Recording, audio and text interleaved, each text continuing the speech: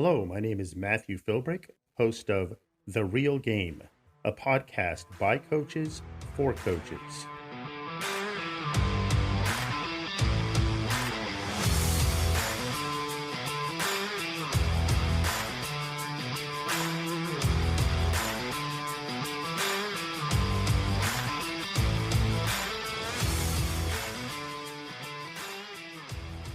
Welcome to The Real Game. This is actually a 10-minute Tuesday episode that we're recording here today, but I have a feeling that things are going to go long because of the subject content that we're going to discuss. It's my privilege today to have a couple of guys on with me that I've known for a long time. They're actually both my nephews, and I'm going to give them a chance to introduce themselves in just a couple minutes. I decided to talk about something today it's kind of been a theme in a couple of my podcasts, not necessarily the whole theme, but it's come up over and over again a few times. So I thought it would be a good chance to just zero in on this and kind of discuss it with my nephew Devin and my nephew Silas. They will both have unique perspectives on this topic. And the topic that we're going to discuss today is ways that coaches destroy the confidence of their players. And I just wrote 5 things down. I know there's probably a lot more. And I will say this: when I'm discussing these things, I'm mostly discussing it from a high school coach's perspective. Devin can lend us a little bit of a different perspective because he's coached at a little bit of a higher level than I have at the college level. And then Silas, you've been an athlete, so you'll be able to speak into some of these as well. I don't think that coaches ever intend to do any of these things. I don't think it's our intention to, rip into our athletes' confidence and make them doubt themselves or any of that stuff. But I do think that it happens, and I think that it's something that we have to be careful about and aware of. So as I was sitting around on Friday and Saturday a little bit, I just wrote 5 things down that kind of stuck out to me, and we're going to discuss those. But before we do, I'm going to give Devin and Silas a chance to introduce yourself a little bit. Just give us a little bit of a brief introduction to yourself and where you're at, and kind of zero in on your experience, maybe coaching or as a player. And Silas, we'll start with you. Sure. Yeah. No, I live in Maine now, and I've grown up in sports. Obviously, I have 7 brothers, so sports is kind of a main theme of growing up and everything that we did. We kind of always had our own adaptations of every sport that we played together. We'd make up our own. But then also, I grew up playing in homeschool leagues, and then church softball and men's leagues basketball. And then now up here in Maine, we have a men's softball team, and I played my high school year for a Christian school. So I've always played sports. And then also, side note, Uncle Matt was the inspiration for me also kind of starting my own podcast and doing that. So that's kind of where I'm at in a little bit of my background. Yeah, and I'll just give a little plug for your podcast. Silas has a podcast called The Junk Drawer, and it's a very unique podcast. It's kind of like the Seinfeld of podcasts, like the show about nothing. It's the podcast about nothing. So you never really know what you're going to get. So definitely tune into that if you're on Spotify or Apple Podcasts or wherever you listen to that. It's called the Junk Drawer Podcast. Silas does a good job with that. So thanks for that, Silas. And Devin, why don't you go ahead? Yeah, Matt, thanks for having me. I've been listening off and on here to this podcast and glad to be on. For a background for me, I was a 3-sport athlete in high school. I actually played for the local high school where Silas is located in Maine. Played football, basketball, and baseball. Baseball being my sport as an athlete, really, that I loved, and the others I played because I could, if that makes sense. And I think we get players like that a lot of times. But right out of high school, started doing some coaching at the Pee Wee level with my brother, and dabbled in it here and there, and then spent 10 years the last 10 years before I am where I am currently at Clark Summit University in Northeast Pennsylvania, a small Division III school.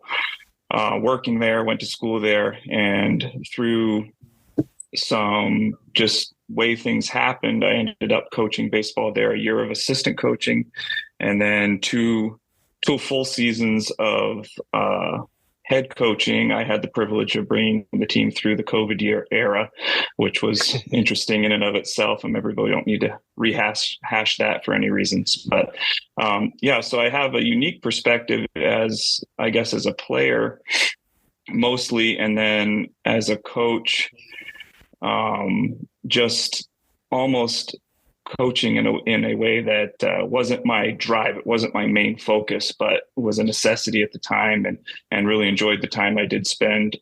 Not currently coaching right now, though I have some young children, and that could be in the future for sure. Mm-hmm. Anybody that coached through the COVID years deserves an award. So good job for doing that. Difficult times for sure. I can speak from experience. All right, listen, we're going to dig right into it. Number one, and I sent these to you guys ahead of time, so you had a chance to look over them a little bit and just see if I was nuts or not, or if I'm on some of these. But number one, and these are in no particular order, but number one, the first way that coaches destroy the confidence of their players is through constant criticism. Coaches who excessively criticize their players without providing constructive feedback can destroy their confidence. When players are constantly told what they're doing wrong without guidance on how to improve, it can erode their self-confidence and make them doubt their abilities. So I think for me, the key here might be the constant part. Like every athlete deserves criticism, right? I think, though, if you do it too much, you can definitely start to erode their confidence, and maybe they start to feel a little bit like maybe you're picking on them, or they can never do anything right, and probably this is more apt to be true at the youth and high school level. Devin, I don't know so much about the college level. Like, I feel like there's a line that you probably cross there. Once kids get into college, maybe some of these things aren't quite as applicable to that age group, where maybe there's more of an expectation to win or more pressure to win. But what do you think? In terms of the college level, I think that there is just a larger sense of seriousness, in the sense that you're most likely have been recruited. I mean, even at a D3 level, you're being recruited. Your sport is probably already become what you're focused on, and it's individualized in the sense that, well, I'm a baseball coach, so my guys are coming in, they're baseball players. They're not, right, I mean, they may have played other sports, but they're focused. D3 is not necessarily like, there's a huge discrepancy in talent in D3. You can have, I mean, I've seen high school teams that will destroy D3 teams, and then there's D3 teams that probably could compete at high level D2. It just depends. Mm-hmm. But all of that to say, I think at the college level, the players are more serious, because you're doing stuff like 4 or 5 a.m. practices, practice after class, traveling to games. There's a high level of dedication that has to be there, or you're not going to succeed. So I think when it comes down to, maybe criticism, they're a different breed of player. Mm-hmm. At the high school level, just think of your top 1, top 2 player. That's who's going to college, maybe top 5 if you have a really good program. If you're I'm still talking in baseball terms, a larger group here, but so there's maybe a little less you have to worry about because of the seriousness of the player. Mm-hmm. But in my experience, I think still you need to be very careful how you're going about your criticism. I think you're right. I think that there has to be criticism, or you're not really coaching. You're just letting them go have fun, which, there's leagues for that, but that's not what college is definitely about. But I think you're right. If it's constant and berating, I had written down, there's a tendency of coaches that love to like imitate Bobby Knight or something, mm-hmm, where it's just like, I'm going to be loud, I'm going to be vocal. And some coaches are like that, and that's okay. But if it's not come back to, a teaching point, or, hey, I'm writing you because of X, like I see this that you need to improve, and the only way I see you doing it is if I constantly, but it comes back to a conversation and really a mentor time. And if that's not being taken for the player, I think they're going to see it more as negativity, and it will just start to emotionally break them down. And I've seen that happen as an assistant coach, where, players are brought to almost tears because they can't please, or they can't, work towards what's being said, or they can't accomplish it. So there's not a level of a realistic ability to hit the criticism. Yeah, no, that's a good point. And I think that something to keep in mind is we have to remind ourselves and our players of what their potential is. And look, I'm doing this for your good, to help you reach your potential. Ultimately, that's the goal, right? To help these players be the best that they can be and have them fit into the larger team, the larger team picture. So I agree with you wholeheartedly on that. And Silas, I'd just like to have you weigh in on this for a second too, from a player's perspective, or even, a lot of these can apply to just life, Yeah. You absolutely. said you came from a large family, and how would you have felt if somebody was constantly criticizing you, or if you felt like it was, instead of constructive criticism, it was always with the intent to tear you down? Right. Absolutely. No, like, essentially growing up with competitive brothers, we would be on each other all the time. And I think the difference that can come there is the other side of the criticism is this constructive criticism. And I think that is extremely important, constructive criticism, because you're criticizing with a purpose of building up.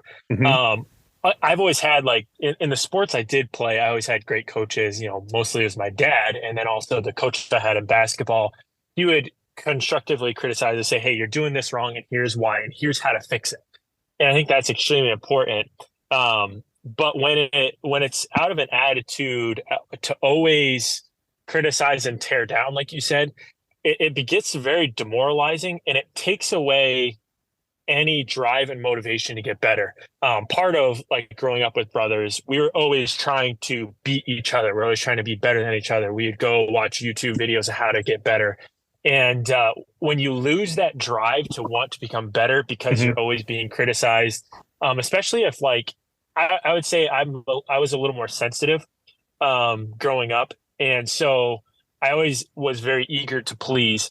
And when I'd get criticized, I would have the tendency to almost close down to that criticism instead of let it motivate me to be better. And that's, I think, what can happen, especially, I think, in the high school time. Lots going on at that time in your life, trying to figure things out. And sports, in a lot of ways, while it is a very awesome area to grow because it's a microcosm of life, you don't want to destroy the only, joy that a kid might be getting.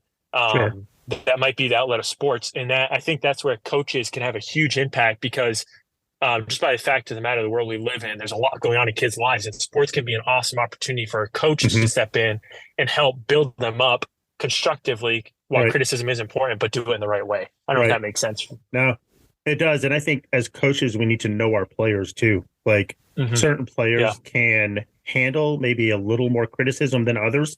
Certain players just learn differently. I've had players over the years where, I could, I'll use the word yell, not in a demoralizing way, but I could maybe yell at them a little bit more than another player might. They might not handle that as well, and their tolerance for that might not be quite as much. So good points on both your parts. So let's move on to the second one here. The next one is playing favorites. Favoritism can significantly impact a player's confidence. When coaches consistently show preference to certain players, regardless of performance, it creates an unfair environment. Players who feel overlooked or unfairly treated may doubt their skills and struggle to perform at their best. I don't think any coach ever intentionally shows favorites or plays favorites, but I think it's something we definitely need to be careful of, because you naturally, at least I speak for myself, I naturally gravitate towards certain kids or certain personalities and maybe mesh a little bit better. And with other kids, maybe not so much. Maybe it's just a personality thing. Maybe they find me abrasive. Maybe I find them abrasive, or whatever. But you have to figure out how to make it all work within the team and not show favorites, because it's a way to lose kids, and it's a way for them to just check out if they think you're playing favorites. Something to be extremely careful of. Devin, how did you handle that when you were a coach? Yeah, I read through this. I think this is a great topic. I have a lot of things that came to mind. Um, I would go a couple of things here. At the high school level, especially, this has a tendency to be the coach's kid. Mm-hmm. And not just because it's the coach's kid, but it has a tendency for players to assume it of the coach's kid, Yep. if that makes sense. So I think those that are out there listening that are either, are coaching or coming up where they're going to be coaching their kid, it's a hard position to be in.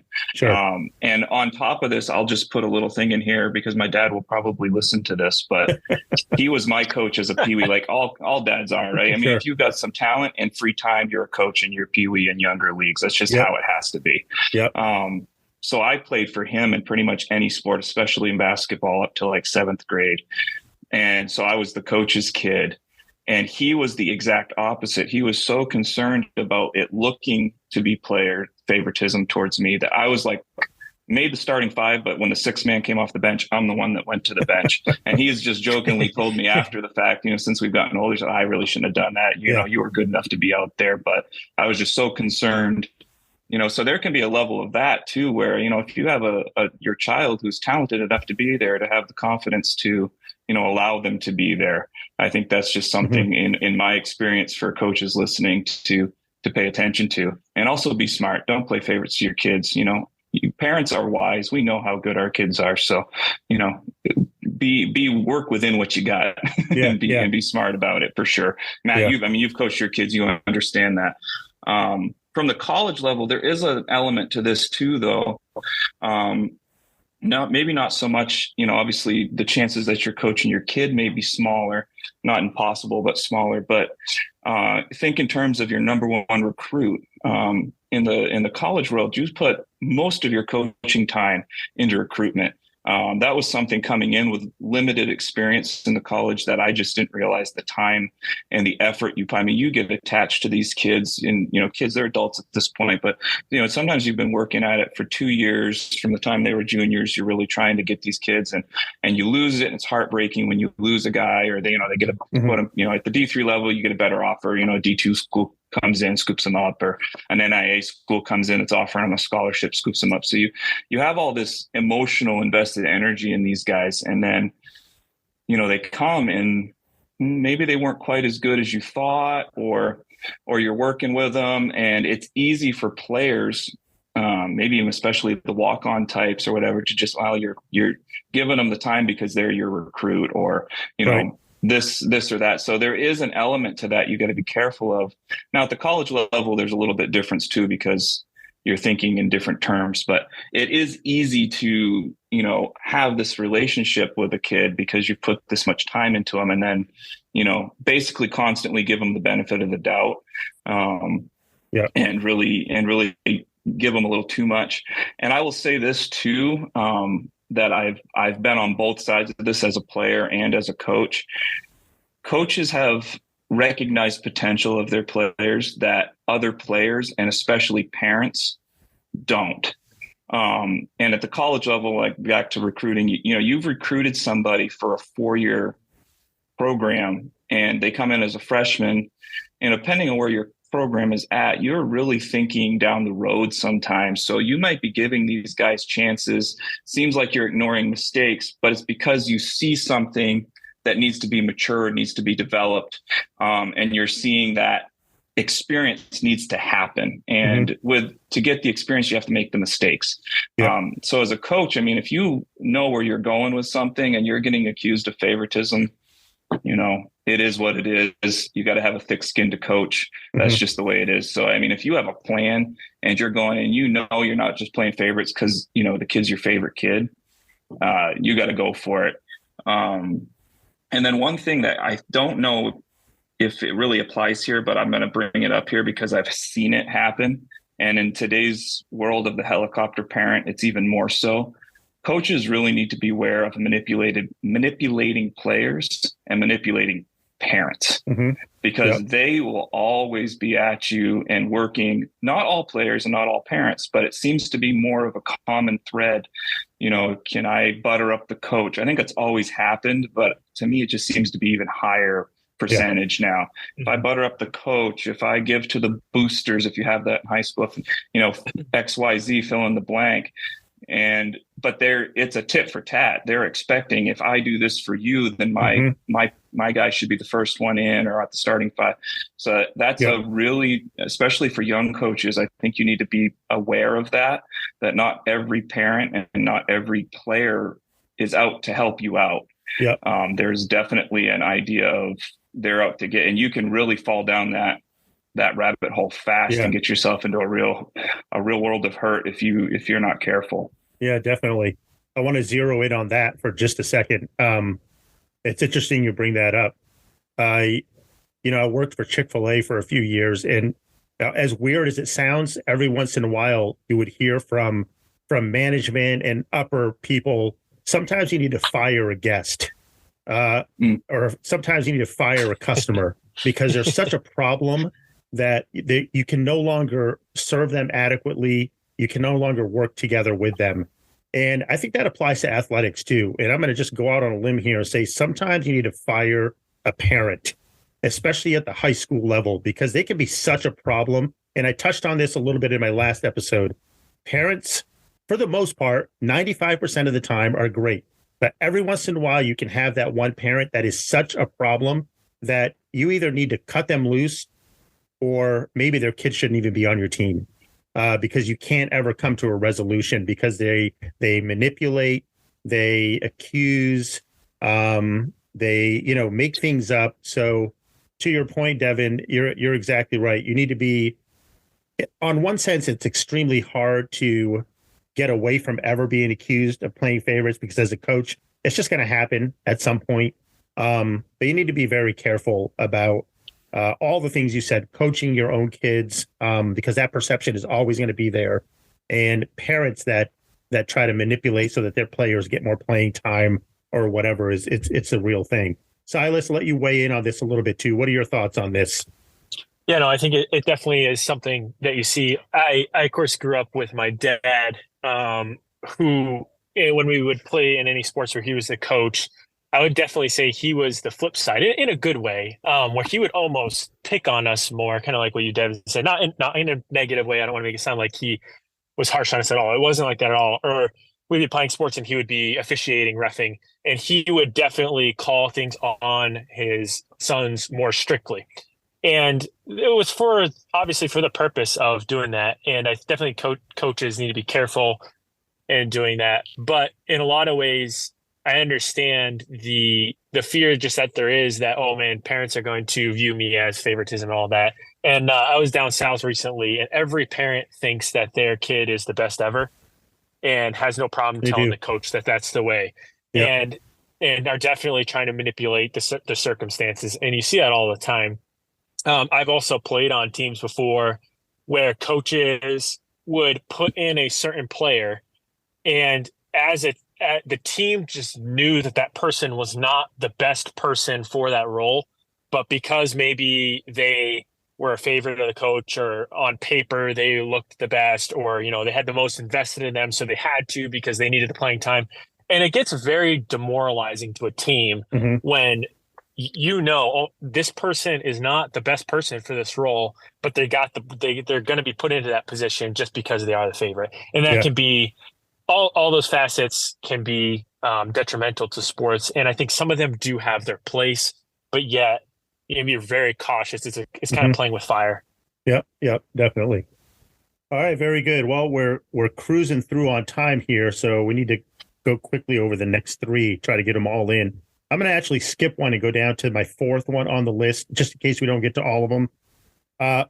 Overemphasis on results.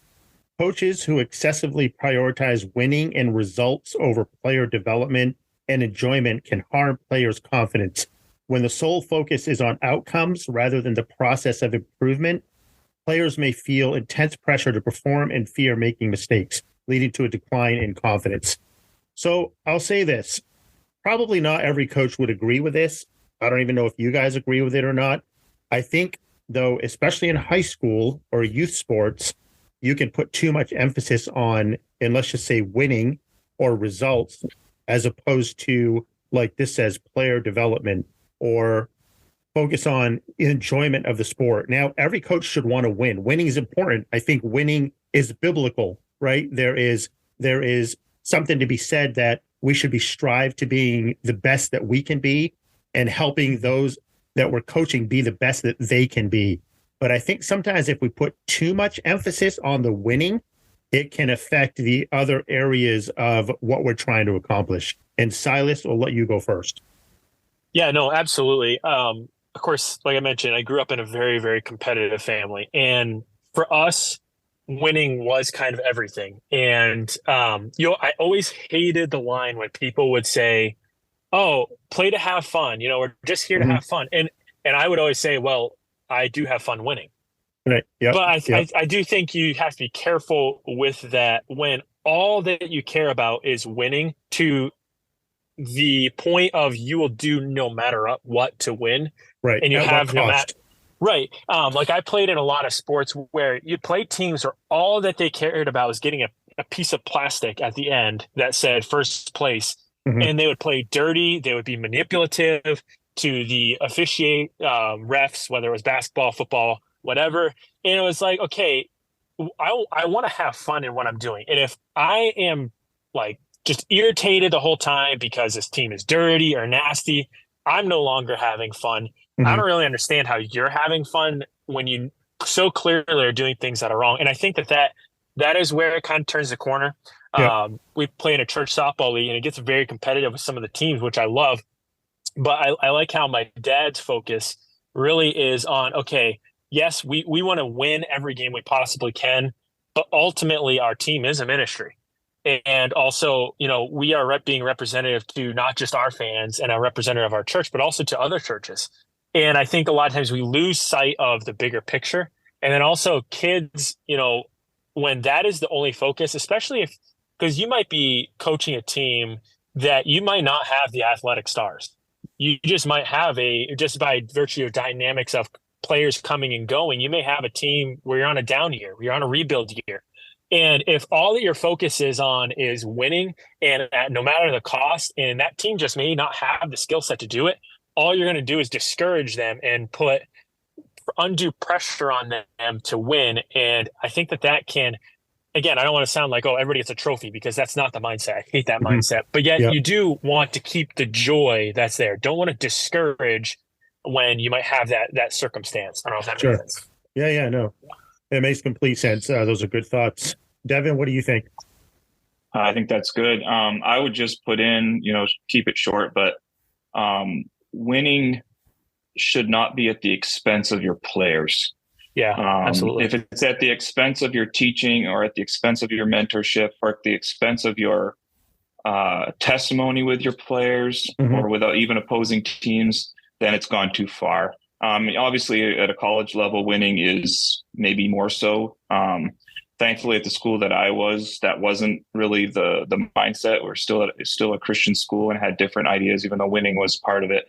But I played a lot of teams where, man, winning was it. You could tell the coach's job was tied to their records, tied to their performance, tied to their recruiting, and it's a different attitude. The players are different. The atmosphere is different. So, yeah, winning cannot be at the expense of your players.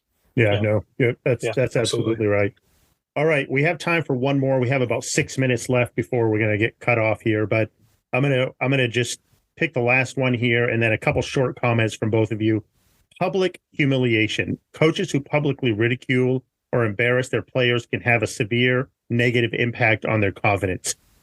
Publicly calling out mistakes or mocking players in front of teammates, spectators, or opponents can lead to feelings of shame and humiliation, undermining their self-esteem and belief in their abilities. So, without taking a lot of time, this is something I've struggled with in the past. Not ever intentionally to ridicule or embarrass somebody, but just the way I address players in front of others, making sure that I'm doing it respectfully, that I'm not, if hard things need to be said, maybe doing it in private after a game, but never in public. So, Devin, why don't you go first? Yeah, I think you're absolutely right, Matt. And we have to, you've said it a few times, and I have it in my notes here written everywhere. It's just know your players. Mhm. Different players are going to be able to handle different levels of criticism, different levels of work, different level of humiliation, whatever it is, they can handle it differently. Some are going to require a softer touch. Others are going to be motivated by that public ridicule. You have to know them, and that takes time and that takes effort on a coach's part. It's easy to just show up and do the X's and O's and be done. And it's hard a lot of times to take the time to really get to know your players. So I think that's key. You got to know your player. And as far as expectations go, I think they need to be individual as well as team. I think that players that aren't, especially at the high school level, players that aren't maybe at the talent level or at the experience level of some other players, you need to give them something to strive to that may be outside of the team's goal, because they may be a younger player and they may not be starting. They may not even be playing. So they have to have goals to hit. And then also, obviously your best player needs to have goals to hit too. Sure. I'm of the opinion that I think that your coaching goals for individuals and at a team should always just be a little bit out of reach, because they should be striving for something. Sure. But that has to be coupled with praise and acknowledgement when they reach that goal. So don't just continually move the goal because it always needs to be out of reach. That's true, but you have to acknowledge when they've actually accomplished something. Obviously the pinnacle of a team would be winning whatever championship it is at that time. But you may have a team that's not ready for that. I was assistant coaching on a team where our opening meeting started out with, our goal is to win it all. Let's just put it that way, so I don't single out who it was. But there's no way that team was winning it all unless the other 40 teams, forfeited. So you got to know your team and build towards something, obviously. But I think you need to have those goals. And the big one is know your players. You got to know your players and work within what they can handle and push them too, because I don't think that it's wise as coaches for us to just, have a player that's more sensitive and never push them because they're sensitive. You need to teach them, life hits hard. So it's okay to hit a little bit and just within what they can handle. Right. Yeah, no, definitely. That's a good point. And that's a theme that's kind of come up over and over again, is knowing your players and what they can handle and how they respond to things. Silas, you got 30 seconds to weigh in on this. I know you said earlier you were a little more sensitive growing up, and this might hit you a little harder. I don't know, but what do you think about this? Yeah, no, I had a couple instances that I was going to, but they take long, 30 seconds, so I'm just going to forego those. But I will just say, for me, it was situation, time and place is extremely important, and how it was approached with me. There were times for sure where I needed that kind of public smack in the face, like, hey, you did this wrong and here's why. But yeah, it did kind of motivate me. But definitely for sure for me, after the fact, the coach coming to me and saying, hey, this is what you did, here's what you did and why, in the correct time and place, was way more impact. Or whether it was dad that was coming to me and say, hey, Silas, here's what you did wrong there and here's why, instead of saying, hey, this is what you did in the moment. Because I would tend to flare up and have an attitude at that point. And I think that's where it can go in the other way, is that you might spark a bad reaction, a bad attitude that, if handled in the right situation, you wouldn't have to then deal with that whole nother animal. Right. All right. Well, hey, I'm just going to read the last one where we don't have time to discuss it, but the last one I had was unrealistic expectations. Setting unrealistic expectations can be detrimental to a player's confidence. So just some food for thought there for people that are listening. Devin, Silas, thanks for being on the show today. I appreciate you guys. I appreciate you as men and as parents and as friends. Thanks for being on today and for giving us some insight. I really appreciate it. Yeah, thank you so much. Obviously, time got the best of us today, but I hope you enjoyed this episode of The Real Game. I want to leave you today with this quote by legendary basketball coach Pat Summitt.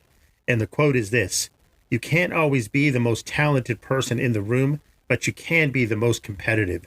So good luck, coaches, and coach on."